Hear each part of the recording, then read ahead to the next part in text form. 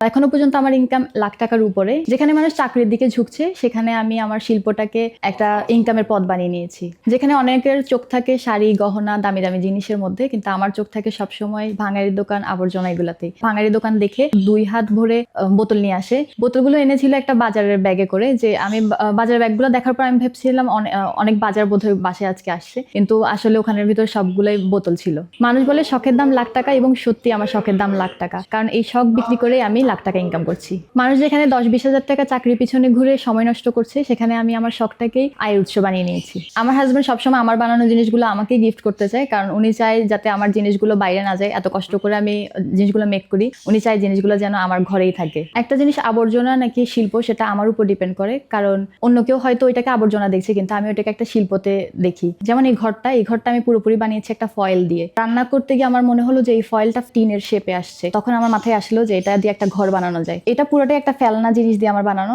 নিচেরটা হচ্ছে নারকেলের শেল এবং উপরেরটা ফয়েল। আমার নাম জাহানারা আক্তার শারমিন, আমি অনার্স 4th ইয়ারে আছি NU থেকে। এর পাশাপাশি আমার সাইড বিজনেস পেইন্টিং এবং ক্রাফটিং নিয়ে। এখন ঘরে বসে আমি আমার কাজগুলো করতে পারি এবং এখান থেকে আমার হাত খরচটা হলেও আসে। আমার মনে হয় চাকরির পিছনে না ছুটেও নিজের শখটাকে শিল্পে রূপান্তর করে ঘরে বসে আর্নিং করা যায়, এবং অনেকেই চাইলে তাদের ক্রিয়েটিভিটি কাজে লাগিয়ে এভাবেই একটা হাত খরচ এবং নিজের শখগুলো পূরণ করতে পারবে। একদিন আমার হাজবেন্ড বের হয়েছিল, উনি পাথরঘাটা গিয়েছিলেন, ওখান থেকে আমার জন্য 2 হাত ভরে বোতল নিয়ে আসে। এমনকি বাইকের যে কোনো জিনিসও উনি রেখে দেয় আমার জন্য, যাতে আমি ওগুলো দিয়ে কিছু করতে পারি। বাইকের বিভিন্ন পার্টস, টায়ার, ইভেন ফ্রেন্ডদেরকেও বলে যাতে ওদের টায়ার চেঞ্জ হলে আমার জন্য দিয়ে যায়। এখন চাকরি পাওয়াটা অনেক টাফ, কিন্তু ওই অনুযায়ী বেতন কিংবা নিজের শখটাও হয়তো পূরণ করতে পারছে না। এর জন্য অনেকে সবকিছু বিসর্জন দিয়ে দেশের বাইরেও চলে যাচ্ছে, কিন্তু আমি আমার নিজের শখটা ধরে রেখেছি। এটাই আমার একটা আর্নিং সোর্স। এখন মানুষজন হয়তো ভাবতে পারে আবর্জনা থেকে কোনো একটা নতুন কিছু বানালে ওইটা কি এমন জিনিস বা এটা থেকে কি ধরনের আর্নিং আসতে পারে, কিন্তু এই আবর্জনাগুলোর মধ্যে আমি সম্ভাবনা দেখি এবং আমি এগুলোকে নতুন রূপ দিয়ে ভালো একটা আর্নিং করছি। আমার এবং আমার হাজবেন্ডের প্রথম যেই দিন দেখা হয়েছিল, আমরা রাস্তা দিয়ে হেঁটে যাচ্ছিলাম এবং রাস্তার পাশে কিছু বোতল পড়েছিল, তো আমার চোখ যাচ্ছিল ওখানে বারবার। তো উনি আমাকে ওখান থেকে 4টা বোতল কিনে দেয় এবং ওই 4টা বোতলে আমি পেইন্ট করি, এবং ওইটা থেকে একটা আমি ওনাকে গিফট করেছিলাম। এখনো পর্যন্ত ওগুলো আমি সেল করিনি, ওগুলো আমার কাছে অনেক স্পেশাল। ওই 4টা বোতল আমি সবসময় রাখবো নিজের সাথে। আমার শাশুড়ি আমার কাজগুলো তো অনেক সাপোর্ট দেয়, উনি সবসময় আমার জন্য যে কোনো কিছু রেখে দেয় যাতে আমি ওইগুলো দিয়ে কোনো কিছু করতে পারি। এবং যখনই আমি একটা কিছু দেখাই যে আম্মা আমি এটা করব, তখনই উনি আমাকে আইডিয়া দেয় যাতে আমি নতুন কিছু করতে পারি।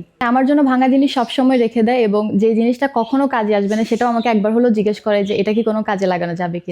আমার বাসায় কিছু সিরামিক্সের জিনিস ভেঙে গিয়েছিল, তো আমি ওগুলো রেখেছিলাম যাতে আমি পরে কিছু পেইন্ট করতে পারি বা ওইটা দিয়ে কিছু বানাতে পারি। তো ভুলে আমার শাশুড়িটা ফেলে দেয়। পরে আমি অনেক কান্নাকাটি করছিলাম যে এই জিনিসগুলো দিয়ে আমি অনেক কিছু করতে পারতাম। পরে আমার শাশুড়ি আবার ওই ময়লাওয়ালাকে কল করে যাতে এটা দিয়ে যায়, এবং ওনাকে 100 টাকা গিফট করে যে যেহেতু জিনিসগুলো দিয়ে গিয়েছে।